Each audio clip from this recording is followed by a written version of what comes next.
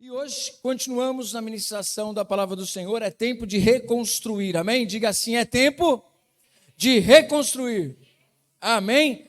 E eu tenho uma palavra para compartilhar com você que está no livro de Neemias. Abre lá em Neemias, capítulo de número 1. Hoje nós vamos falar um pouquinho sobre oração. Todas as pessoas querem ter a vitória de Neemias, mas nós precisamos olhar para tudo que está acontecendo aqui e também aprender a estratégia, como nós devemos nos posicionar diante das nossas dificuldades. Amém? A Bíblia nos ensina que Neemias foi um grande líder. A Bíblia nos ensina também que, como líder, ele soube colocar cada pessoa no seu devido lugar. Como nós cremos numa visão apostólica, ele representa lá no Antigo Testamento as ações do apóstolo, colocando cada qual no seu lugar, colocando as pessoas para edificar o muro, tendo os seus projetos, tendo os planos, sabendo aonde quer chegar, sabendo o que quer fazer. E o pessoal que está comigo faz muito tempo sabe que, como pastor de uma igreja, como líder de uma igreja, desde que Efrata nasceu, a palavra continua sendo a mesma, palavra de salvação, baseado na palavra de Deus, e nada tem mudado isso. Isso a gente aprende com a vida de Neemias. Sempre vai haver desafios à nossa volta, mas nós não podemos mudar o nosso projeto que nós começamos, porque não é uma coisa do homem, é algo que Deus colocou no coração do líder. Amém? Vocês estão me ouvindo bem aí atrás? Amém? Então, a palavra de Deus nos diz que Neemias se importou com situações, e por ele ter se importado, já era o Espírito Santo agindo no coração dele e dando direção para ele. E é interessante que Neemias ele não foi fazer alguma coisa em prol de si mesmo. Porque muitas vezes olhamos o livro de Neemias e não é pecaminoso aplicá-lo à nossa vida para agirmos ao nosso favor. Mas ele é interessante nós frisarmos isso, que ele não agiu em favor dele, ele fez isso em favor de outros. Como é importante a gente sentir a dor, sentir a dificuldade dos outros e se importar e querer fazer alguma coisa, como nós temos aprendido. Só que é interessante que depois que ele sentiu essa dor, realmente ele se importou, ele passou um tempo jejuando e orando. Só que é interessante que o relato não deixou a gente no vácuo, sem saber como era a oração dele. E hoje, direcionado pelo Espírito Santo de Deus, eu quero junto com você, que nós venhamos refletir o que é orar e como devemos orar.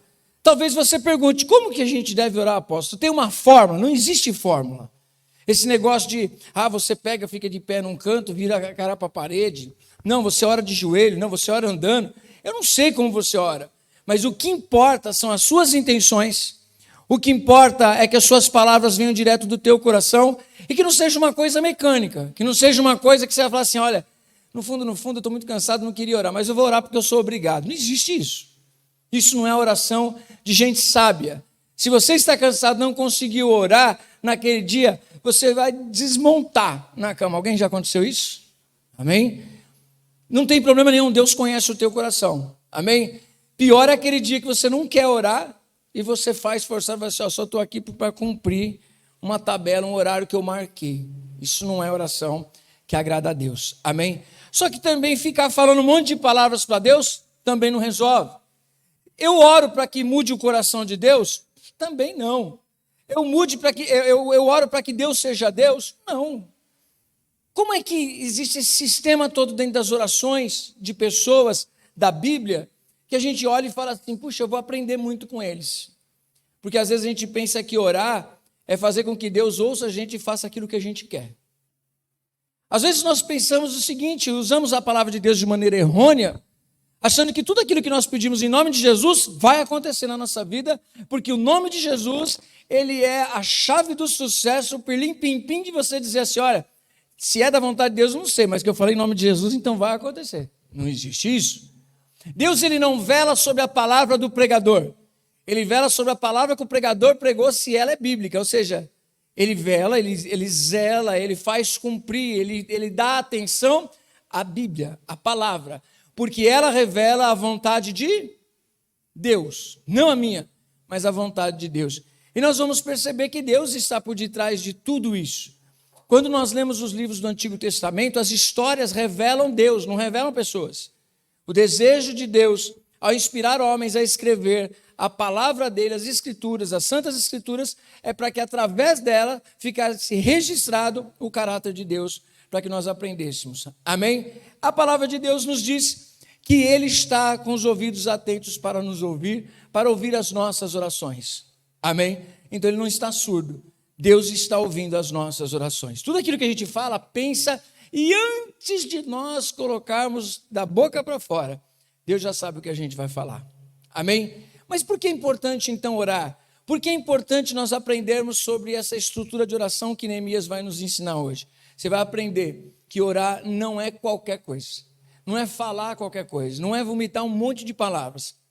Ela tem uma estrutura, ela tem significado, ela tem objetivo, ela sabe o que é aquela oração, tem base nas escrituras e você vai aprender a orar e orar a palavra. Jesus mesmo disse que se vocês estiverem em mim, as minhas palavras estiverem em vós, pedireis tudo o que vocês quiserem e vos será feito. Mas primeiro existe nós estarmos em Cristo, segundo a palavra estar em nós, para depois pedir. Então o pessoal esquece desse lado e só fala, tá vendo? Tudo que eu pedi vai acontecer. Tá fácil, né? E não é assim. Mas Deus está ouvindo a nossa oração e nós precisamos exercitar isso. Amém? Neemias capítulo 1, abre a sua Bíblia, por favor. Neemias capítulo 1, versículo de número 5, nós vamos estar lendo ele e depois nós vamos ver algumas verdades bíblicas para nós aprendermos aqui. Amém? Diz assim a palavra do Senhor. Quem achou dar uma glória a Deus? Eu gosto de vocês mais despertos, eu gosto de vocês mais vívidos, né? Eu sei que vocês estão prestando atenção, mas eu gosto de vocês participantes, felizes. Quem está feliz por estar na casa do Senhor? Amém? Eu estou feliz de poder estar aqui, de poder ministrar a palavra de Deus. Ontem, falando com Deus sobre essa palavra, já tenho feito uns pontos nessa semana, eu falei, Pai eterno, eu não sou digno de ministrar a tua palavra. Então, quando a gente se acha indigno de ministrar a palavra, e a gente tem a oportunidade de ministrar a palavra, isso é maravilhoso. Imaginou? Você não ter direito a um prato de arroz e feijão, e te dão um prato de arroz, feijão, batata frita, e aquele bifão bem macio, gostoso, aquele filé mignon, é bom ou não é bom? Você não merecia nada, só o arroz já estaria bom. Agora imagine dando essa porção toda. Agora então imagine aquela frase de Pedro, né? Depois dele viver o milagre e olhar para Jesus, lá no comecinho, ele diz o seguinte, afasta-te de mim, eu sou um homem pecador. Eu digo para Deus, não se afasta de mim não, mas que eu sou homem pecador, tem misericórdia de mim, tenha. Então nós precisamos ter essa visão já de estar na igreja. Já é uma honra poder estar aqui, já é ouvir a palavra de Deus, e é uma honra poder pregar a palavra de Deus para você e falar em nome do Senhor, amém? Diz assim a palavra do Senhor, e disse, Senhor, Deus do céu, Deus grande e terrível, que guardas a aliança e a misericórdia para com aqueles que te amam e guardam os teus mandamentos. Estejam, pois, atentos os teus ouvidos e os teus olhos abertos para acudires à oração do teu servo, que hoje faço a tua presença, dia e noite, pelos filhos de Israel, teus servos, e faço confissão pelos pecados dos filhos de Israel, os quais temos cometido contra ti, pois eu e a casa do meu pai temos pecado, temos procedido de todo corruptamente contra ti, não temos guardado os mandamentos, nem os estatutos, nem os juízos que ordenastes a Moisés, teu servo. Lembra-te da palavra que ordenaste a Moisés, teu servo, dizendo, se transgredides, eu vos espalharei por entre os povos, mas se vos converterdes a mim e guardardes os meus mandamentos e os cumprides, então, ainda que os vossos rejeitados estejam pelas extremidades do céu, de lá os ajuntarei e os trarei para o lugar que tenho escolhido para ali fazer habitar o meu nome. Estes ainda são teus servos e o teu povo que resgatastes com o teu grande poder e com tua mão poderosa. Senhor, estejam, pois, atentos os teus ouvidos à oração do teu servo e à dos teus servos que se agradam de temer o teu nome. Concede que seja bem sucedido hoje o teu servo e dá-lhe favor perante este homem. Neste tempo eu era copeiro do rei. Amém? É uma leitura muito rica mesmo. Poderíamos ministrar ela várias vezes e vários pontos nós poderíamos encontrar dela para nos ensinar sobre uma vida devocional, sobre uma vida de oração, como nós devemos caminhar. Uma pessoa não fala o que ele falou da noite para o dia. Ele não descobriu isso do nada. Então existe todo um conteúdo que está por detrás da vida de Neemias, nesse crescimento. Um crescimento que ele esteve mesmo estando trabalhando na corte, mesmo sendo uma pessoa que possivelmente nasceu dentro de um cativeiro. Ele é uma pessoa que tem as suas raízes na palavra de Deus. Como é importante nós termos na nossa mente o conhecimento da palavra de Deus. Presta atenção numa coisa: a palavra de Deus é alimento para todo adorador. A palavra de Deus é o que vai te fortalecer para as horas da sua dificuldade.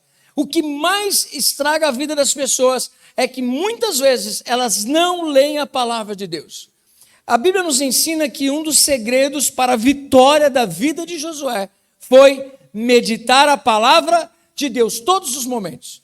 Dia e noite, estar ocupado a mente da palavra de Deus. E Deus tem falado muito comigo, gente do céu, como tem ministrado ao meu coração algumas verdades.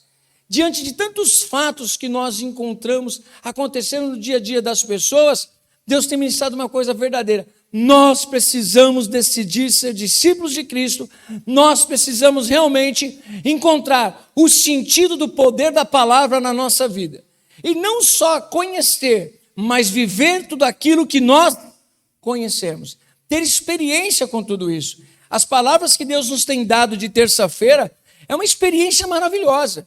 Ver aquelas pessoas da Bíblia vivendo coisas tão tremendas. Uma pessoa chegou para mim conversando sobre o dia a dia, né? E eu sou uma pessoa que eu gosto de ser bem intenso naquilo que eu estou fazendo. Eu não sou uma pessoa que gosta de fazer meia boca. Seja tudo. É intenso na igreja, o pessoal fala assim, o apóstolo é assim só para as coisas de Deus. Não, nas outras coisas também eu gosto de ser intenso. Então, quando eu vou estudar alguma coisa, como eu me proponho a estudar, eu não sou narcisista, mas eu quero 10. Tem alguém que é assim? Tem. Jaiane é assim, né, Jai? Já é assim. Uma vez ela estava estudando comigo e fui corrigir. Foi 9,5. Falei, não, por que não é 10? Né? Não é narcisismo. É porque eu quero dar o melhor e eu sei que eu posso dar o melhor. Então, e às vezes quando a gente erra por alguma coisa tão pequena, você fala, puxa vida, que vacilo. Uma coisinha tão pequena e eu errei. É porque a gente gosta de fazer a coisa com intensidade. Agora, aquela pessoa que tem que fazer para se aparecer, eu tenho que estar em evidência porque eu sou 10, aí já é narcisismo. Né? É o bem para si mesmo. Senão se torna algo problemático. Quando você quer ficar bem para você, tudo certo. Quando você quer ficar bem por causa do que os outros vão achar, aí já é problemático. Quem está entendendo? Mas eu gosto muito disso, dessa intensidade das coisas, a intensidade da palavra, a intensidade de adorar a Deus. É sim, não, o que passar disso é procedência maligna, é Bíblia para nós. E Deus ministra ao meu coração isso. Se essas coisas vão fazer sentido para você, é somente se você morrer para o mundo e viver elas. A Bíblia só vai fazer sentido para nós, a vida de oração, estudar, examinar as Escrituras, se nós realmente morremos para o mundo. Amém? Nós vivemos numa época que a gente está no carnaval, e se falar de pessoas famosas do carnaval, para mim não vai fazer sentido nenhum. Não é o meu ambiente. Agora, se falar de pastores que estão em destaque, falar de uma palavra do que está acontecendo, eu vou estar mais por dentro, porque é o meu ambiente. Qual é o ambiente que você vive? Qual é o ambiente onde a sua mente é cercada? Porque daquilo que você é cercado influencia a sua vida e aquilo vai dar um norte para você no seu dia a dia. Amém? Eu fui convidado, agora essa semana, dia 23, a fazer uma palestra de psicologia na faculdade para jovens e adolescentes, falando justamente sobre a importância de saber escolher os seus caminhos, a importância de evitar, né, os ambientes. E é realmente isso. Como nós influenciamos o ambiente e o ambiente também nos influencia. Amém? Aí você fala, apóstolo, mas o que isso tem a ver com a palavra? Tem tudo a ver por causa do conteúdo da oração de Neemias? Ele, com certeza, ele cresceu aprendendo a palavra. Ele cresceu aprendendo a orar. Ele cresceu influenciado por pessoas que a Bíblia não fala sobre elas, mas se ela se tornou essa pessoa, é porque ela foi influenciada por alguém. Alguém influenciou de maneira positiva a vida dela. Pergunta para a pessoa que está ao seu lado, o que é que está te influenciando? Quem te influencia? Amém? Esse é um relacionamento sempre que vai existir. Influenciar e ser influenciado. Amém? E olha só como ele vai dizer da oração dele, eu vou mostrar para você como é que nós percebemos que ele está influenciado. E a visão, ele começa pela visão que ele tem sobre Deus. A sua oração não tem muito a ver com você, mas tem a ver com a visão que você tem a respeito de Deus. Como é que você fala com Ele? Como é que você se relaciona com Ele? Tem gente que Deus parece que está sempre com um chicote na mão e está pronto para dar uma chicotada nas costas dele. Isso é pensamento do escravo, não é? Ele trabalha, se ele fizer alguma coisa errada, pá! E sempre ele está naquela pressão. Errou, apanha. Errou, vai ser punido. Sempre nessa pressão, porque é o tipo do relacionamento que ele tem de escravo. Lembra daquela passagem que nós já aprendemos muito com ela, quando Jesus fala da parábola do filho pródigo? Ele conta a história do filho pródigo. Os dois têm pensamentos de servo. Um trabalha e é fiel, porque ele está de olho na herança que vai ser dele.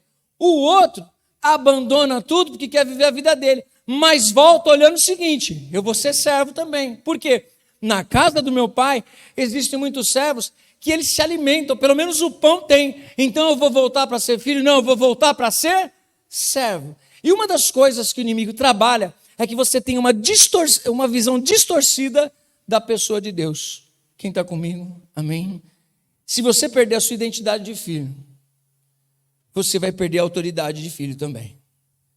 Se você for um filho de Deus, agora você precisa analisar como é que você se relaciona com Ele. Amém? Olha só a visão que Neemias mostra através da oração dele a Deus. Analise você orando, eu orando, a gente orando e Neemias orando aqui. Se há alguma diferença.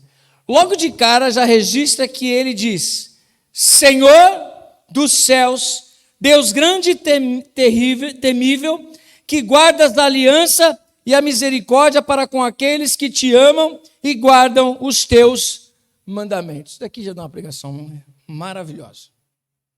Mas o que ele está dizendo aqui?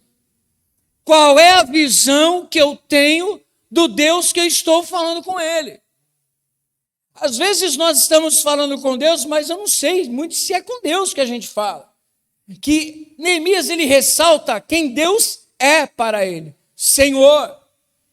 Ele ressalta que ele não é um Deus da terra, criado pelos homens, ele é um Deus do céu, não é uma ideia minha. Eu não estou falando com um sentimento meu, eu não estou falando com um arzinho por aí, uma força mística, não.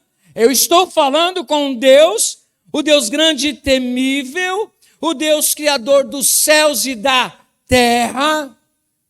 Hoje, eu vindo para cá, eu gosto sempre de ouvir uma ministração. Eu aprendi a enfrentar o trânsito de carro escutando palavra. Então, eu vou lá e escuto a palavra, vou escutando várias pessoas. E eu estava ouvindo hoje pela manhã uma ministração que dá até vontade de pregá-la também. A princípio, o discipulado com Cristo parece que é o mais leve. Porque Jesus diz o quê? Venham, ouçam as minhas palavras, recebam de mim o meu jugo, porque o meu fardo, ele é suave, o meu fardo é leve para vocês. E aí você fala assim, né? E eu meditando com o Senhor, falei, Senhor, essa palavra é forte. Porque a princípio, servir a Deus, servir a Cristo, é simples. É muito simples. Deus é o Deus da graça. Nós estamos aqui dentro da igreja, a gente veste a cor da roupa que a gente quiser. Tem alguma coisa que é padrão aqui? Que tem que ser tal coisa? Não tem. O corte de cabelo, algum sinal que detecta que você é cristão, né? a maneira que você ora, se você ora de joelhos, se você, determinado horário, toca uma sirene aqui no Brasil e a gente vai se ajoelhar, como faz um muçulmano. Será que nós temos vestes que diferenciam?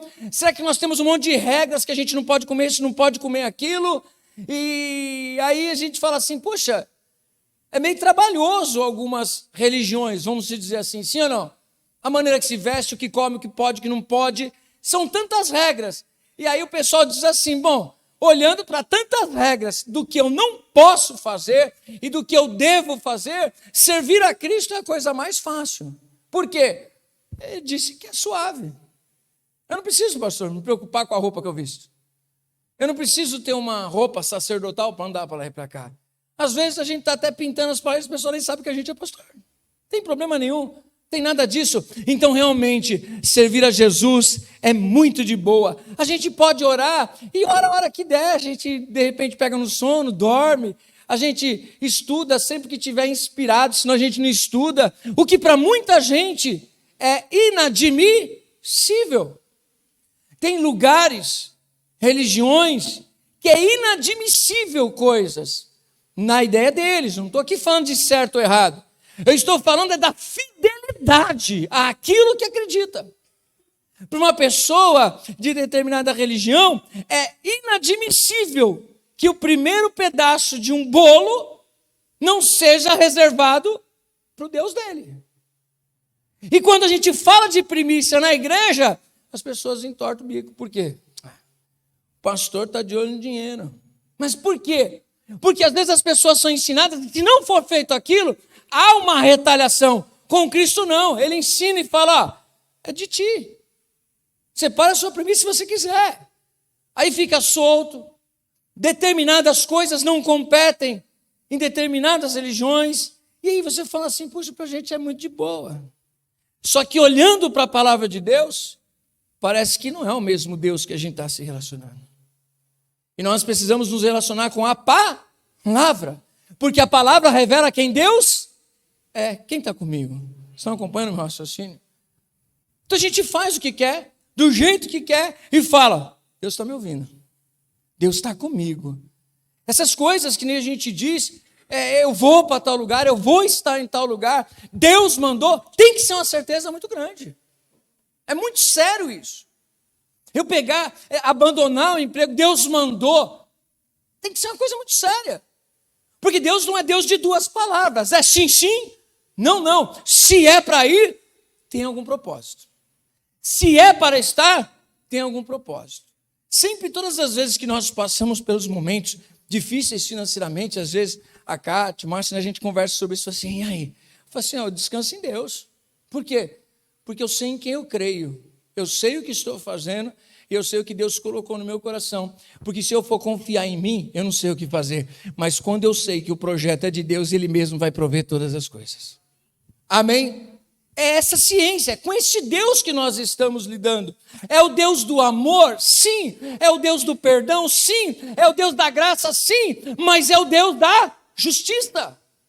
Amém? Quem está comigo?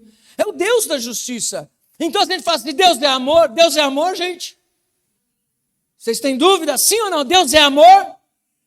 A Bíblia diz, Deus é amor, mas não é um amor igual ao nosso. Não é um amor que às vezes um filho faz o que é errado e você tira ele do castigo. Não, Deus perdoa. Mas as consequências que estão ali, Deus não tira. Quem está entendendo? Porque Ele é justo, por isso que nós precisamos sempre desfrutar do amor e da graça de Deus, mas precisamos ter maturidade para entender o Deus que a gente se relaciona. Ele não é brincalhão. Diga para o irmão ao seu lado, Deus não é fanfarrão. Amém? Não, tem regras. Só que a princípio parece que essas regras são fáceis. Aí Jesus fala assim, se a justiça de vocês não exceder a dos gentios, de modo algum, vocês vão entrar no reino de Deus. Apóstolo, eu queria muito conhecer sobre o que é ser discípulo de Cristo. Quem gostaria de saber mesmo o que é ser discípulo de Cristo? Vai lá no YouTube. Inscreva no nosso canal tem lá as ministrações de discipulado do Sermão do Monte. O que significa cada coisa? Porque dizer assim, não, olha, eu quero ser, eu entendi quem foi que me chamou, eu sei a quem eu estou servindo, não é difícil.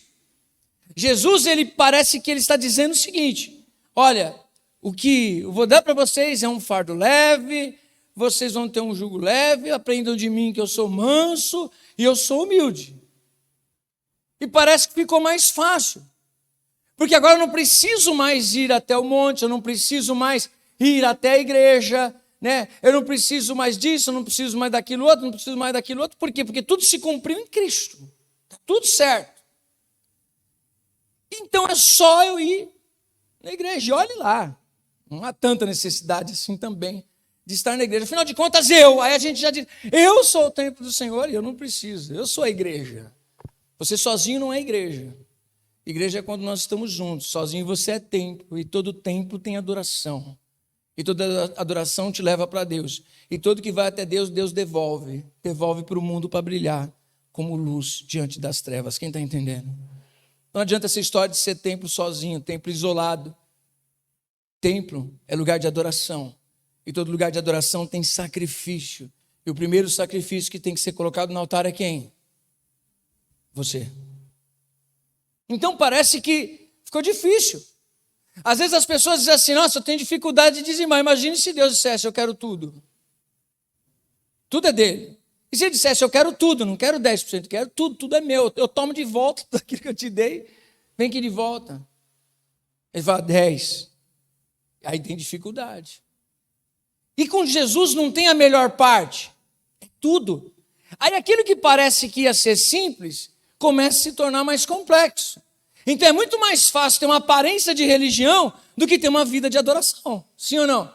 É muito mais fácil ir até o Monte Gerizim. É muito mais fácil ir até o templo em Jerusalém do que ser um verdadeiro adorador. Porque o verdadeiro adorador tem características. E uma das características, Jesus ensinou para aquela mulher, lá em João 4. Ele disse o que para ela? Vocês adoram a quem vocês não conhecem. Vocês precisavam conhecer a quem vocês adoram. E quem eu estou pregando para vocês é o Deus poderoso a quem vocês dizem que adoram. Ele não está preso a lugares. Você carrega ele em você. Ou você tem aliança com ele, ou você não tem aliança com ele. Amém? Mas com que Deus você fez aliança? O Deus Santo. O Deus perfeito. O Deus poderoso. Com quem você fala quando você ora? Com Deus poderoso, com Deus santo. Essa é a visão que Neemias está ensinando. A minha oração não é para qualquer pessoa, a minha oração não é para qualquer Deus, a minha oração é para o Deus Criador dos céus e da terra, a minha oração é para aquele que me amou, a minha oração tem base bíblica, porque eu conheço o caráter dele. Está entendendo? Então não é uma oração qualquer. Orar, eu sei que, não estou dizendo que você estar em espírito de oração, sua mente voltada para Deus, você fazer as suas orações, seus momentos devocionais, isso não tem valor. Não é isso que eu estou dizendo. Não estou também colocando uma regrinha de como que se faz. Se você vai fazer assim ou vai fazer assado, não. O que eu estou querendo trazer à memória é o que o texto nos diz. Quem é esse Deus que você está conversando com ele? Aquele Deus que você deita no colo dele e tipo, tá tudo certo. Ele é paizão. A Kelly estava falando uma coisa aqui que é um grande problema para muitas pessoas. Por falta de paternidade e liderança em suas casas, é difícil ter uma liderança dentro da igreja. Por quê? Nunca tive um pai que me falasse, só tem que ser assim, assim, assado. Dificilmente eu vou encontrar uma paternidade espiritual que vai poder me dizer assim, olha, vai ser assim, assim, assado. Por quê? Eu sempre fui bicho solto. Eu sempre fiz o que eu queria. Agora eu vou ter que dar ouvidos para alguém? Qual é a maior dificuldade? Regra? Sim ou não? Viver debaixo de regra é muito ruim. E para Jesus, parece estar dizendo, não, com Jesus não tem regra, é de boa. Não, tem regra. Só que a regra de Cristo não é a aparência. A regra de Cristo é a sua vida inteira devocional a Ele, conhecendo quem Ele é. Amém? É conhecer esse Deus. Conhecer o Deus do amor, conhecer o Deus da justiça, conhecer o Deus da graça. É muito pesado, gente, é muito pesado o que eu vou dizer para você agora. Imagine você orar a Deus por coisas que te incomodam terrivelmente. E Deus responder simplesmente para você: a minha graça te basta. O que significa? Que peso tem isso? Paulo, ele orou e falava com Deus, e a gente está falando sobre oração, amém? Você está acompanhando o meu raciocínio sobre Deus? Paulo orava e falava: Senhor, eu sou teu servo. Vamos se conjecturar a ideia do Paulo orando, falando: Senhor, eu sou teu servo, eu sou fiel a ti, Senhor. Olha, por favor, eu não aguento mais. Tira esse espinho na minha carne, que ninguém sabe qual é. Mas diz a palavra que ele insistentemente, diga comigo, insistentemente, ele orou. E ele pediu para Deus: Deus, arranca de mim isso que me incomoda. E aí Deus responde para ele: a minha graça te basta. Qual foi a postura dele? Então, o poder de Deus se aperfeiçoa na minha fraqueza. Quando eu estiver fraco, eu vou dizer: estou forte. Por quê? Tudo posso naquele que me fortalece. Só que esse espinho na carne, ninguém sabe dizer o que é, mas é uma coisa que humilha ele e faz ele ser humilde diante de Deus. Deus me deu uma doença, Deus me deu um filho, Deus me deu um casamento, Deus me deu uma mulher. Não é nada disso que é espinho na carne não, viu, irmão? Pode dizer para o irmão assim: você não é meu espinho não. Ele fala assim: se eu sou teu espinho, você escolheu. Não é? Não foi Deus que te deu, foi você que escolheu esse espinho, não é? Antes de tudo, você escolheu, você achou bonito, legal, da hora, e agora você está junto com esse espinho aí. Mas não é isso que Deus está dizendo, não. Paulo, a gente não sabe o que é que acontece com ele. Eu tenho a minha ideia, mas só quando eu estiver lá para perguntar: Paulo, diz para mim, o que você quis dizer com o espinho na carne? Aí ele me conta, aí vocês vão ficar sabendo também, não vou precisar contar para vocês, que em nome de Jesus a gente vai estar tudo junto, amém. Aí a gente fala: não, será isso, Paulo? Devia ser difícil mesmo, eu não sei como que você enxergaria isso na vida de Paulo, mas cada um tem lá os seus espinhos, e eu não sei como é que isso vai ser aos olhos de Deus, se isso vai nos trazer humildade, se isso promove salvação. Deus não vai tirar da sua vida e vai dizer para você: a minha graça te basta. E olhar e falar assim: a graça de Deus é a boa vontade de Deus conosco. Não merecemos. E ele decidiu se importar com cada um de nós. Amém? E aí o Neemias está orando e falando com esse Deus. E ele está dizendo: ó Senhor, Deus dos céus, Deus grande e temível, que guarda as alianças e a misericórdia para com aqueles que te amam e guardam os teus mandamentos. Aqui, resumidamente, depois de tudo isso que eu disse para você, ele está revelando através da oração dele a visão que ele tem da pessoa de Deus. Amém? Oração não muda quem Deus é, mas como eu oro revela como é o meu relacionamento com Deus. Quem tem papai, ou quem já teve o papai, né? Mamãe, pessoas da nossa família nuclear. O seu pai, meu irmão não está aqui, é minha irmã. O seu pai é o meu pai, humanamente falando? Não. Seu pai tem um jeito, meu pai tem outro. Quem tem mais de um irmão? Mesmo pai. O relacionamento com esse pai é igual com todos os irmãos? Também não é. Cada um tem uma maneira de se relacionar com esse pai. Cada um tem um jeitão de falar. Você tem os meninos lá, cada um tem um jeitão de se relacionar com você, não é, pastor? Um é mais turrão, né? Argumentador. O outro é mais de boa. Parece. Mas de boa, né? Está numa idade diferente também, tem isso. Então, cada um tem um relacionamento. E você, ao olhar, você percebe. Na fala, por exemplo, tem filhos que chamam seus pais de pai. Tem outros que chamam de papai, não é? Mamãe. Minha mãe, ela postou um coraçãozinho assim que estava escrito assim: eu te amo, minha mamãe. Ela mandou para mim antes de ontem, ela falou assim, eu estava dando saudade. Eu falei assim, continuo te amando, mamãe. Ela falou, que bonitinho, ganhei o coração da Dona Maria.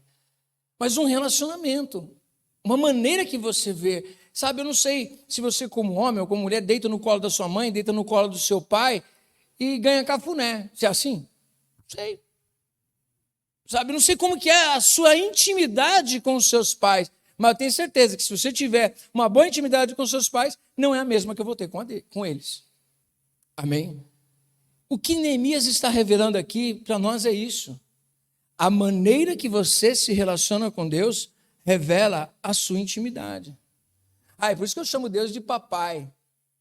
Não é isso que eu estou dizendo. Não é a maneira que você fala, é a maneira que você age, é como você pensa, como você lida nesse relacionamento com Ele. Amém? Neemias mostra para nós qual é a visão que ele tem sobre Deus, como ele se relaciona com Deus, como ele enxerga Deus. Ele não enxerga Deus como um cara igual. Já percebeu que às vezes a gente fala com Deus, parece que a gente está falando com a gente mesmo? Isso está falando com o espelho, irmão, não é com Deus, não. Tipo, parece que Deus está aqui, ó. Eu e ele e eu, aqui, nós somos aqui igual, mas eu sou a quarta pessoa da Santíssima Trindade e tal. Espera aí. Existe um perdão, existe uma graça, existe uma misericórdia, mas ele continua sendo Deus. E merece total respeito como tal. Nós, como servos do Senhor, por mais que tenhamos sido alcançados pela graça, e louvado seja Deus por isso, por mais que Jesus Cristo seja o nosso irmão, amém? Quem é irmão de Cristo aí? Amém. Ele também é nosso Senhor. Ele tem os limites, nós precisamos estabelecer esses limites e a nossa visão sobre Deus, para que ele não se torne o cara lá de cima, para que ele não se torne o cara, não, ele é Senhor dos céus e da terra. Então a gente precisa acertar a nossa ótica de Deus. Às vezes, filho, já pensou, o Isaac chegou assim, e aí, cara? Volta e entra de novo em casa, porque o cara não está aqui, está aqui o seu pai. Então volta e aprende a entrar e olhar para mim e falar comigo direito. Sim ou não? Não sou qualquer um. Deus também não é qualquer pessoa. Amém? Versículo de número 6. Nós vemos aqui como Neemias enxergava Deus em suas palavras, mas ele mostra também como ele enxerga Deus, não somente na sua oração, mas como ele se enxerga diante de Deus. Você precisa se enxergar também. Tipo, se enxerga, diga para o irmão, se enxerga, irmão. Aí, ó. Ele diz o seguinte, ó, versículo 6. A hora passa voando. Estejam, pois, atentos os teus ouvidos e os teus olhos abertos para acudir à oração do teu servo, que hoje faço a tua presença dia e noite pelos filhos de Israel, teus servos. Até aqui a gente ainda está na oração dele, vendo quem Deus é. Agora ele se vê diante de Deus e vê as pessoas também. Amém? Traz um ensinamento tremendo. Ele diz o seguinte, na parte B do versículo 6. E faço confissão, diga assim comigo, confissão, pelos pecados dos filhos de Israel, os quais temos cometido. Olha que interessante. Ele não diz, faço confissão dos pecados do povo de Israel, os quais têm cometido. Ele está dizendo que o povo de Israel, que comete pecado, ele faz parte desse povo. Ele diz que eles têm cometido. Ele diz que nós temos cometido. A igreja precisa começar a ter essa visão. Ou já deveria ter começado, já deveria ter iniciado isso. Afinal de contas, muitas vezes nós entendemos que nós somos maduros na palavra, maduros espiritualmente. E nós deveríamos entender isso. Que quando nós estamos diante de Deus, Não adianta apontar os outros. Não adianta nós estarmos na igreja e vermos o defeito dos outros. Não adianta nós estarmos na igreja e olharmos a frieza espiritual das pessoas. Não adianta nós estarmos na igreja e falarmos da falta de vigor e o instalar de uma apatia para a vida das pessoas na igreja e sair dos cultos e falar assim, nossa, aquela pessoa está muito fria. Nossa, as pessoas estão frias. Não, antes de tudo isso nós precisamos olhar para a nossa vida, que muitas vezes olhamos para as pessoas e dizemos que elas não querem estar na igreja, mas na verdade somos nós que não queremos estar.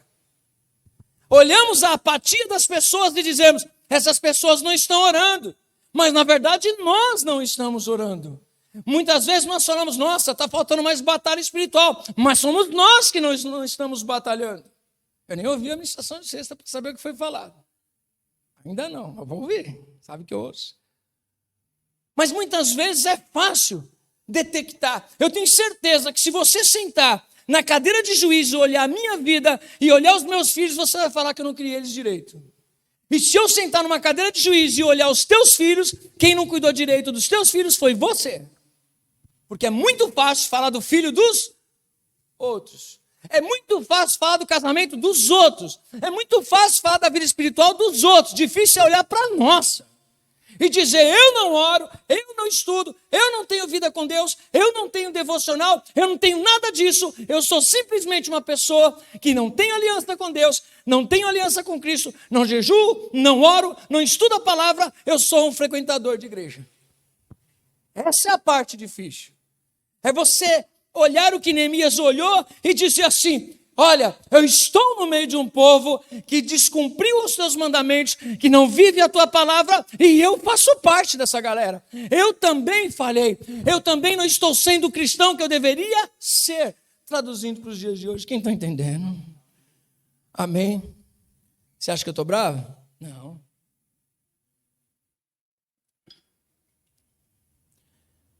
Lamentações capítulo 3, versículo de número 39.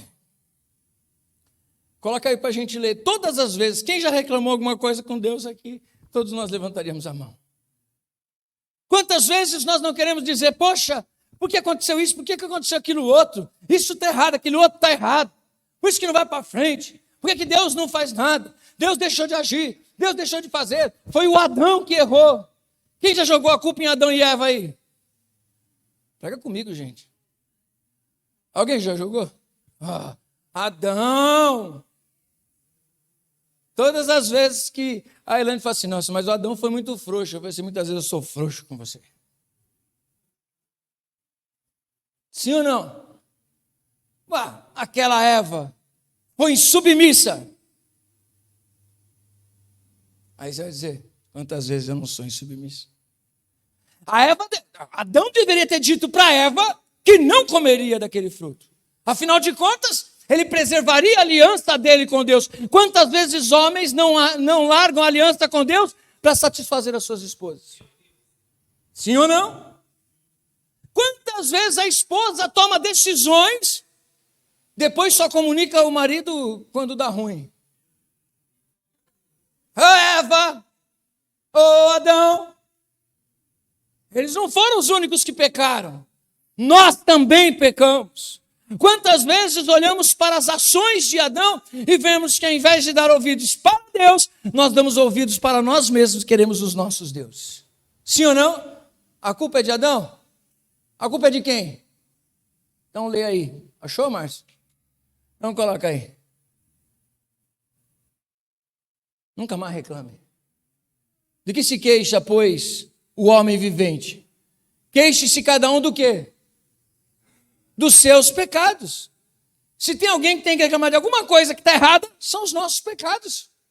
Não é Deus, não é o Adão, não é a Eva, somos nós, porque eles só são representantes. Vem cá comigo, só os sinceros. Quem já pensou que se estivesse lá no Éden não faria o que Adão fez e o que a Eva fez? Ai, quem já pensou aí? Acha que eu faria isso? Você não faria porque você sabe da história, irmão. Todos nós gostaríamos. Uma vez, numa aula de psicologia, o pessoal estava falando assim, eu pensei, eu queria que isso fosse verdade.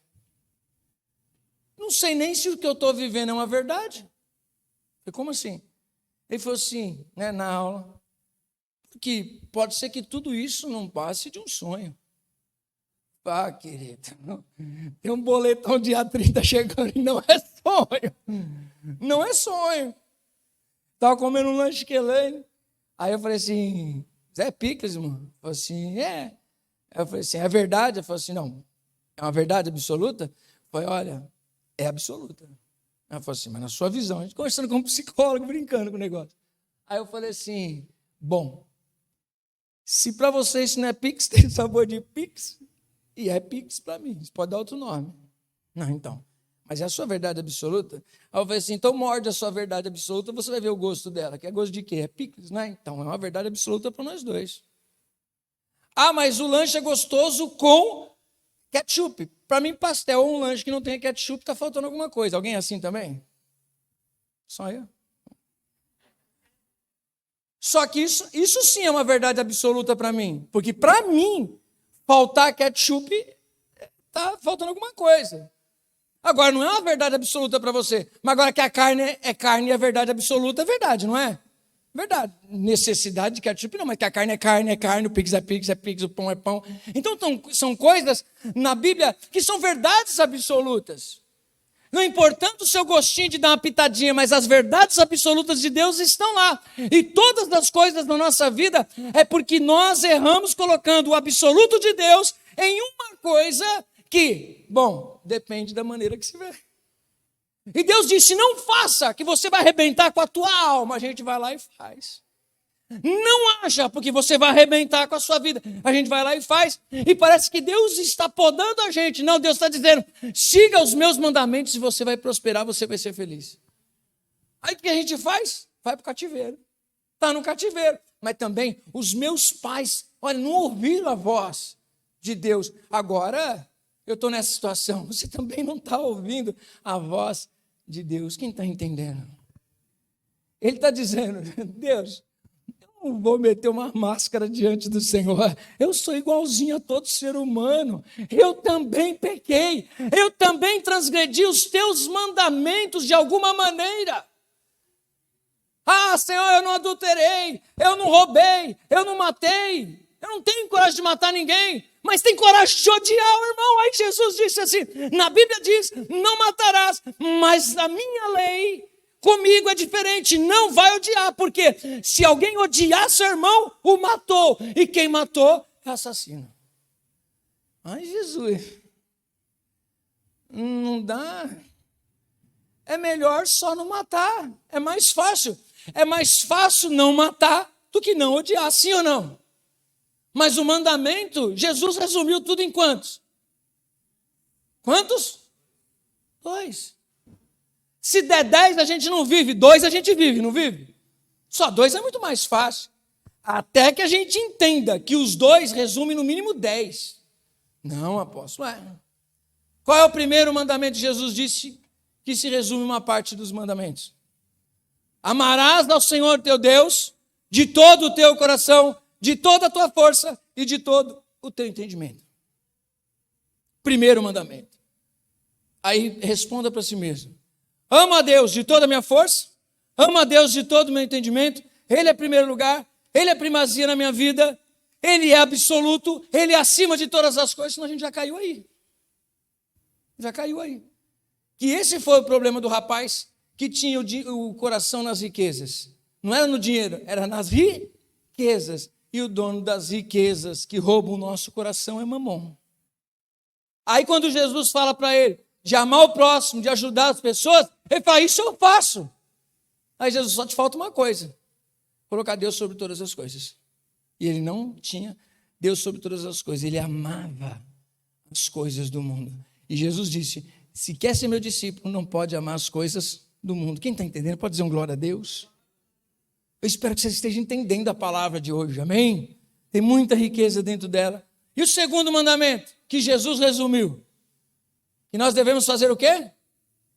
Amar ao nosso próximo. Não odiar, às vezes a gente consegue, mas expressar esse amor todo, às vezes é fácil?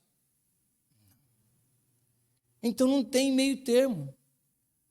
Como Neemias orou, ele disse: de alguma maneira, eu também sou culpado junto com as pessoas. Eu, junto com o teu povo, nós transgredimos os seus mandamentos, e a situação que a gente está é porque a gente se desviou. Quem está entendendo pode dizer um glória a Deus. Ele faz lembrar também a oração de Isaías, né? Eu vi o Senhor assentado sobre um alto sublime trono, Isaías 6. E quando eu tive aquela visão, eu pensei: eu vou morrer. Porque ai de mim, que sou um homem de lábios impuros e que habito no meio de um povo de impuros lábios. Primeiro ele se vê, depois ele vê as pessoas. Amém? Diga assim: na oração de confissão, eu me vejo, depois eu vejo as pessoas. Amém? Continuando aqui, para outra riqueza. Essa daqui é forte. Essa é forte que eu vou falar. Vai estar gravado depois, mas a gente vai conseguir? Não sei como a gente vai conseguir subir isso, né? Que depois não dá para subir, vai ficar para nós aqui, né? Dá? Então tá bom. Pecado tem nome. Quem já orou a Deus e disse: perdoa os meus pecados? Quem já orou a Deus? Também. Fica com medo não, o pessoal fica meio com medo. Se apóstolo pregando, fala que eu confessei, aí vai jogar o microfone na minha cabeça. Mas de verdade, não tem problema nenhum. O salmista tinha tanto medo de não ter sondado algum pecado e não ter declarado, e depois dele ter analisado a vida dele, ele diz: sonda-me, Senhor, e vê se há em mim algum caminho mau. Três instâncias. Primeiro, olhe, veja, analise a sua vida. Mas qual é a base da verdade absoluta para analisar a minha vida? A palavra de Deus. Amém? Ore a palavra e diga assim: Senhor, deixa eu olhar aqui pela palavra. Pela palavra, qual é o nome deste pecado? Quando Paulo diz assim, que não foi de outra maneira, senão pelo conhecimento da palavra, que eu conheci o que é pecado. É porque antes ele fazia uma coisa que ele não sabia que o nome daquilo era aquilo. Por que, por exemplo, está ali a Mariana ali, ó, que bonitinha, ela veio e falou assim: agora o negócio dela é amor e api. Api, né? Ela não é consciente, né? Tem consciência, né, Mari? Não tem consciência. Mas ela é fisicamente pecadora. Sim ou não? Ai, que fofucha, pecador. Não é. Gabriel, não é pecador. Não é um pecador consciente. A partir do momento que nós conhecemos que nós somos pecadores, os nossos pecados têm nome. Amém? Diga assim: pecado tem nome. Primeira coisa. Então, na primeira instância, eu analiso através da palavra e falo: esse pecado tem nome. E o nome dele é esse. Aí você vai ver o nome, não é dar o nome que você quiser. É o nome que a Bíblia dá, isso, amém? Porque a gente pode dar uns nomes diferentes, sim ou não? Mas vai dar tudo na mesma coisa. Então a gente vai analisar pela palavra. Bom, pelos olhos da sociedade, pela minha carne, pela minha vida, é relativo. Mas pela Bíblia é absoluto. Diga assim: relativo e absoluto. Absoluto é imutável. Relativo depende da visão de cada um. Amém? E a verdade absoluta, apenas as Escrituras têm os nomes. Aí eu vou orar a Deus e confesso os meus pecados. Versículo 7, olha só o que ele vai dizer: temos procedido de todo corruptamente contra ti, não temos guardado os mandamentos, nem os estatutos, nem os juízos que ordenaste a Moisés, teu servo. O que ele está dizendo? Eu sei, tem nome e o que aconteceu. Não cumprimos os seus mandamentos. Quais são? A gente, só para não esticar a história, a gente resumiu em 2. Amém? Amar a Deus sobre todas as coisas e a seu próximo como a ti mesmo. Só resumimos em 2. Então, se nós não estamos amando a Deus sobre todas as coisas, nós estamos fazendo o quê? Transgredindo o mandamento. E se nós estamos transgredindo o mandamento, nós estamos o quê? Ô, Crácia. Agora era a hora que a gente tinha ensaiado. Se eu transgrido o mandamento, eu estou pecando. E se eu estou pecando, eu estou ferindo a santidade de Deus, sim ou não? A gente está preocupado com as outras coisas cabeludas, mas e de colocar Deus sobre todas as coisas? Deus não é primeiro lugar. Deus é o que sobra do meu tempo. Deus é o que sobra da minha vida. Deus não quer nenhuma fração boa, imagine o que é resto. Então já começa por aí. Então a minha oração é: Senhor, imagine uma pessoa orando assim, ó. É a oração sincera. Diga assim: oração sincera. Meu Deus, não vai dar para pregar tudo aqui, não. Posso continuar aqui para finalizar essa parte? A oração sincera é a pessoa dizendo assim: Senhor, me perdoa, porque eu tenho pecado contra o Senhor. Filho, do que você tem pecado? Eu tenho pecado porque o Senhor não é primeiro lugar para mim. O Senhor é segundo lugar. Eu deixo o Senhor para depois, quando der tempo, assim que der, aí eu estou lá. Eu não oro, eu marco com o Senhor, eu não vou. Eu falo que essa noite eu vou orar, mas eu não oro. Eu falo que eu vou ler a palavra, eu não leio. Eu falei que ia buscar uma vida de santidade, mas eu não estou buscando. Eu disse que ia fazer a tua vontade, eu estou fazendo a minha. E eu estou pecando contra o Senhor. Eu quero te pedir, me perdoa da transgressão do seu mandamento.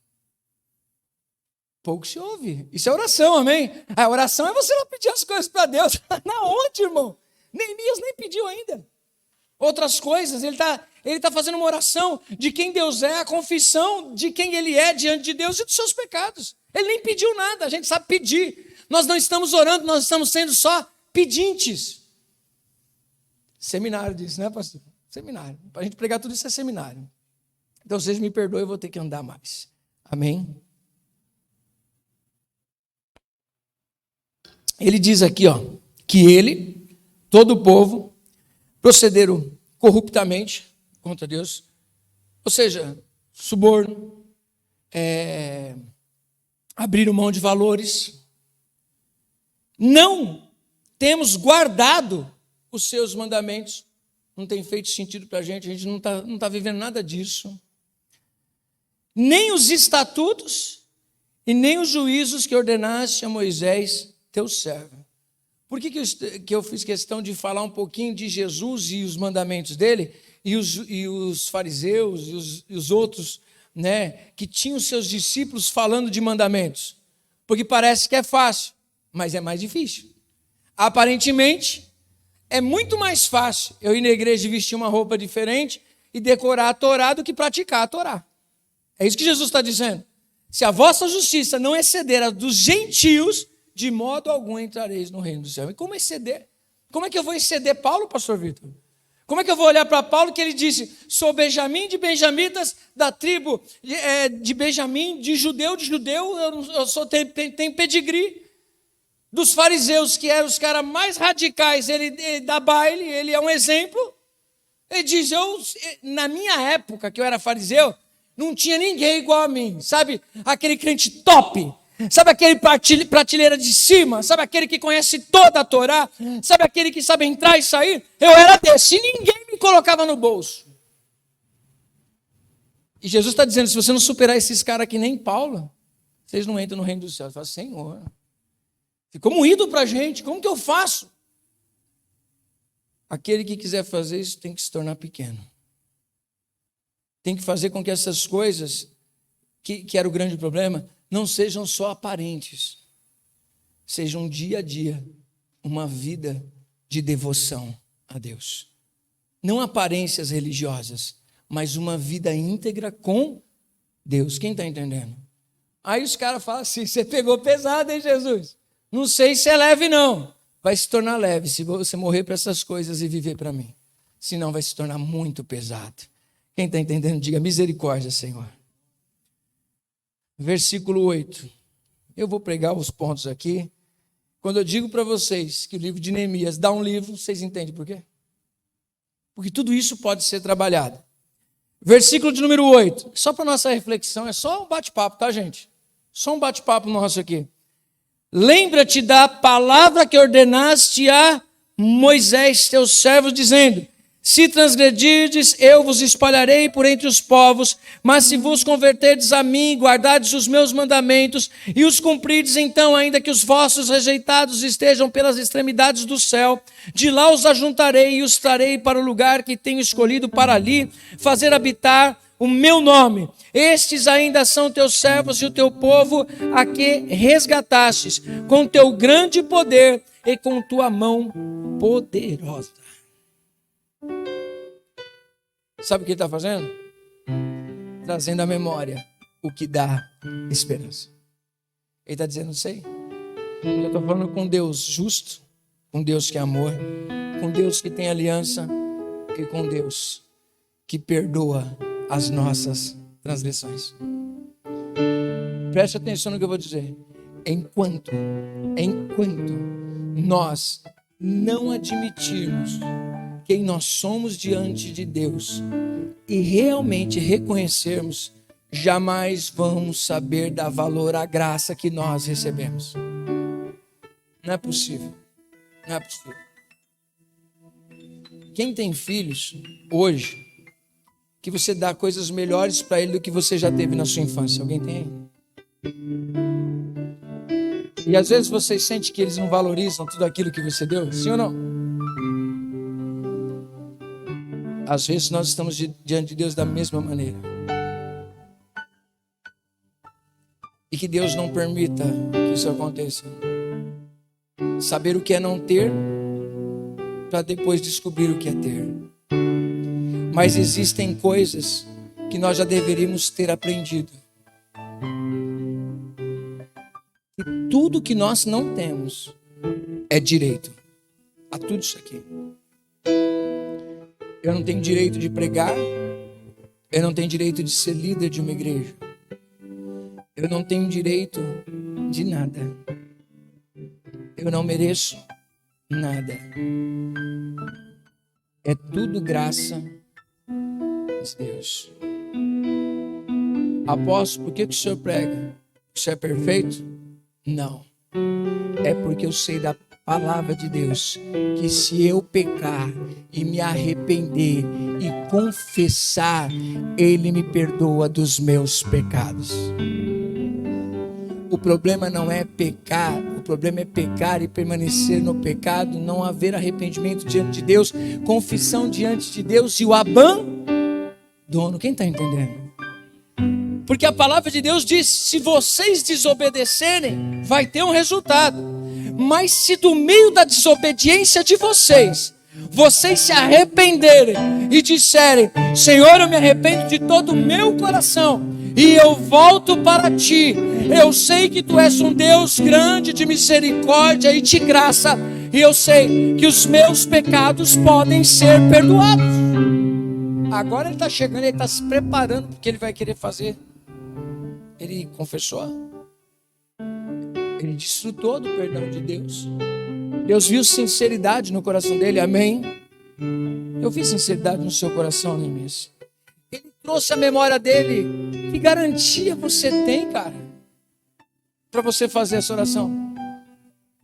Que garantia? Deixa eu dizer uma coisa para você. Existem momentos da sua vida, minha como líder, do pastor e de qualquer um de vocês aqui, que nós não somos melhores uns que os outros, que nós precisamos desfrutar do conhecimento da palavra. Porque vai ter vezes que a gente vai querer subir num altar porque a gente foi obrigado a pregar a palavra. Mas não é obrigado porque não, você é obrigado, é imposto. Não. É porque você tem a responsabilidade de pregar uma verdade na qual ela mesmo pode te enquadrar. Aí se tivesse uma escadaria, a gente subiria de joelho na escadaria, né, pastor? Mas não é isso. Não é a autopenitência. É você subir aqui com temor, com respeito e com o coração lavado no sangue de Jesus Cristo para poder pregar a verdade da palavra de Deus. Porque ser humano nenhum tem condições de pregar uma palavra da verdade, só se ele estiver debaixo do sangue de Cristo. Amém? É isso que Neemias está fazendo. Eu estou aqui mais ou menos dizendo assim, se você criticar, você fala assim, Neemias, Se você está dizendo que Deus é grande, Deus é santo, misericordioso, poderoso, e você é pecador, que você transgrediu o mandamento, que olha, Deus tem o direito de mandar um raio na tua cabeça e te matar, o que você está fazendo aí, velho? Sai correndo aí. Ele diz, não, eu acredito no caráter de Deus, eu acredito que eu posso ser sermão de Deus para essas pessoas, porque ele disse que ainda que nós tivermos pecado, ainda que nós tivéssemos transgredido os seus mandamentos, longe, tivéssemos colhendo na nossa vida o fruto do nosso pecado, ainda assim, se nós batêssemos o nosso joelho e orássemos, Deus se compadeceria de nós e Ele nos resgataria. E é por isso que eu estou de joelho, porque eu confio no caráter de Deus. Eu creio no Deus que eu estou orando. Eu creio nas suas palavras e eu trago ela à minha memória. Quem está entendendo? Quantas vezes nós não fomos orar aqui só para nós e Deus aqui. E o inimigo disse assim, o que você está fazendo aí? O que você está orando? O que você está fazendo aí na igreja? Você acha que muitas vezes o inimigo não vem dar na cara e fala, o que você está fazendo nesse altar aí? Sim ou não? Eu só digo, eu estou pregando atrás da cruz. Eu estou coberto pelo sangue de Jesus. Senão a gente não consegue. Amém? Firmados na graça e na misericórdia do Senhor. Ele está dizendo para mim e para você, traga à memória a palavra de Deus. Ela te dará esperança. Ore a palavra. Deus vai velar sobre a palavra dele para cumpri-la. Para a gente finalizar, versículo 10 e 11. Ele diz, estes ainda são teus servos, e o teu povo que resgataste do teu grande poder e com tua mão poderosa. Ah, Senhor, estejam, pois, atentos os teus ouvidos à oração de quem? Teu servo. Sabe o que está dizendo? Pequei, mas eu continuo te amando e sendo teu servo. Sou falho, mas é indiscutível que eu te amo. É indiscutível que eu sou teu servo, Senhor. E eu me coloco diante da tua presença para que o Senhor me dê a oportunidade de mudar a história de outras pessoas como o Senhor está fazendo comigo. Quem está entendendo pode dizer um glória a Deus. Ele disse, ah, Senhor, estejam, pois, atentos os teus ouvidos à oração do teu servo e a dos teus servos que se agradam de temer o teu nome. Olha só o que alegra o coração dele. Na perfeição é que ele disse, eu temo o nome do Senhor. Não é o que está em jogo, não é o que eu gosto, deixo de gostar, não é o que vai me satisfazer ou deixar de fazer, é o que vai desagradar o Senhor. Quem está entendendo? Ele diz assim, eu temo o teu nome. Por isso eu estou aqui orando e me purificando nessa oração, porque eu tenho um projeto. Me dá um favor diante do rei. Eu tenho um projeto e eu preciso da sua bênção. A gente só fica com a parte final, pastor, né? Muitas vezes a gente aprende a orar a parte final, os botõezinhos que aciona Deus lá, né? Mas não é. Deus está olhando o que vem antes para vir o depois. Primeiro eu preciso alinhar a palavra de Deus. Quem está entendendo pode dizer um glória a Deus. Então se coloca de pé em nome de Jesus.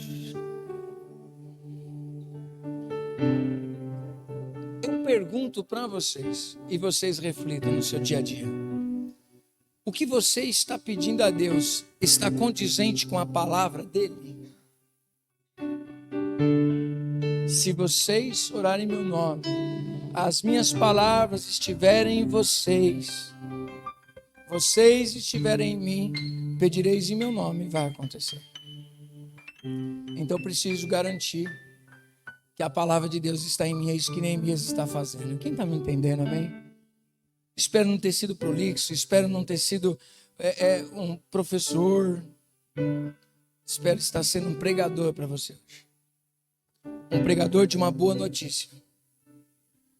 Se o meu povo que se chama pelo meu nome, se humilhar e orar e me buscar, se arrepender dos seus maus caminhos e voltar dos seus maus caminhos, então eu ouvirei dos céus a sua oração e sararei a vossa terra. Ponto. Ponto. Amém? É simples. É um pouco complexo, até que a gente amadureça. Porque o filhinho fala com o pai, quando é pequenininho, de um jeito. Ele não continua falando do mesmo jeito com o pai quando ele está mais velho, senão ele tem algum problema mental. Nem a minha filha, que tem síndrome de Down, ela fala comigo como aquela criancinha que ela já foi um dia. Porque senão eu infantilizo ela. Você já viu? Tem pessoas que infantilizam os seus filhos. Vai ficar TT até quando? Com 10, 15 anos? É o que? A mamadeira? É bonitinho, Cebolinha, quando é pequenininho. Não sei que tem alguma falha na língua. É bonitinho quando é pequenininho. Você vai ensinar o que é correto. Imagina ele querer entrar numa multinacional, ser um grande gerente, ter um grande cargo, mas age como uma criança dentro de um parque. Dá certo? Não tem maturidade. Não sabe o que fala. Não sabe como fala. Pedro disse: existe uma maneira de se crescer saudável. Através da palavra. Desejai afetuosamente o leite racional, não falsificado, não adulterado, para que através dele vocês venham crescer. Deixar de ser menino e se tornar adulto. Olhar para Deus e falar assim: Senhor, eu posso ser como criança, não viver como criança, né? Tem coisas que nós temos que ser simples como a pomba, mas coisas que nós devemos ser sagazes como a serpente, como Jesus ensinou. Quando ele fala de criança, é a dependência, mas ele não está falando na maturidade. E nós somos maduros para entender a palavra de hoje para a nossa vida. Amém? Jesus mesmo disse: eu não vim para condenar vocês. Diga para o irmão que está ao seu lado: Jesus não veio para te condenar. Ele veio para te salvar. E essa palavra é para salvar a mim, é para salvar você. Deu para entender que oração não é tão simples como você pensava? A Kátia mandou uma mensagem para mim: estou lendo o livro de Êxodo, né? Cai no de Levítico para você ver. Segura, você vai pular ele. Ela falou: nossa, apóstolo, estou vendo aqui que tem um candelabro, que tem a arca, que tem isso, que tem isso, que tem aquilo, não sei o que. Eu falei: eu vou te dizer mais, cada um tem seu significado. A roupa do sacerdote, como deveria ser. O que estava escrito na testa do sacerdote? Santidade ao Senhor. Já apanhei agora. O que existia no candelabro? O óleo da unção. E sempre naquele óleo separado tinha que estar com as lâmpadas acesas. Nunca deixava de ter lâmpada acesa. É a presença do Espírito Santo. Nunca pode deixar de ter. Quando o sacerdote ia entrar, porque isso tudo são ordens do tabernáculo, para que ele seja construído. Qual é a primeira coisa que o sacerdote tem que fazer? Depois de ter arrumado toda a sua roupa, o que jogavam nele? Sangue. Ele era purificado.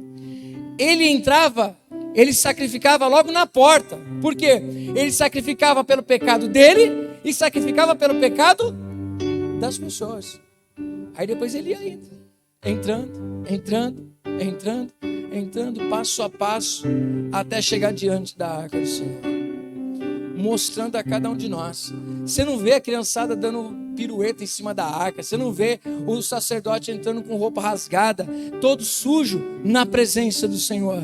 É santidade ao Senhor. A palavra é forte demais para todos nós. Não é brincadeira. Amém? Não é brincadeira.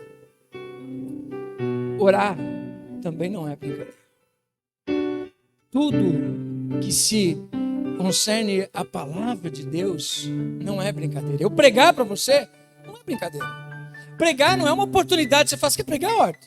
Você quer pregar, cara? Você quer pregar? Quer pregar? Quem gosta de pregar? Vai pregar. Não! Ser pregador é chamado. E toda pessoa que é chamado para pregar tem que se preparar para pregar, para não ficar falando um monte de coisa. Por isso que muita gente não quer pregar na igreja. Que não pregue. Que não pregue. Se você não entende a responsabilidade que é pregar a palavra de Deus, então não pregue, mas seja um testemunho. Ser testemunho é você falar com a sua própria vida. Mas pregar a palavra, você precisa estudar. Amém? Eu posso. O senhor nem estudar mais. Vai nessa. Vai nessa. O senhor nem precisa mais orar como o senhor orava. Eu preciso. Você nem tem tanta dependência. Agora você já sabe as entradas e as saídas. Não vai nessa, irmão. Não vai nessa. É muito sério. Todas as coisas que vocês estão fazendo. É muito sério o ministro que ministra o louvor. Porque ele está no altar para falar de Deus. Eu estou no altar para pregar a palavra de Deus. Eu não estou para falar de mim. Amém?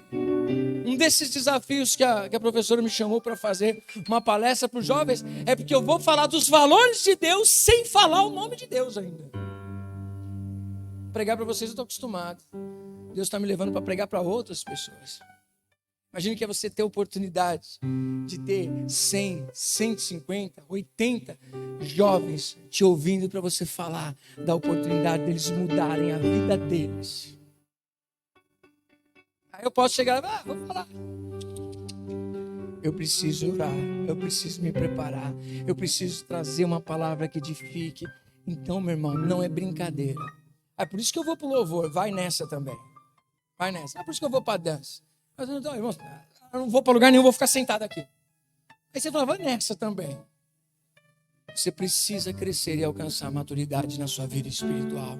Diga para a pessoa ao seu lado, o Senhor te chama a maturidade hoje. Amém? Como é bom servir a Deus. Porque sempre há oportunidade. Eu queria finalizar esse culto de hoje adorando ao Senhor com aquele louvor, uma chance igual a essa, talvez eu não tenha mais. Está recebendo essa palavra no seu coração? É com amor. É com amor. Amanhã pode ser que nós não tenhamos a mesma oportunidade. Hoje é a nossa oportunidade.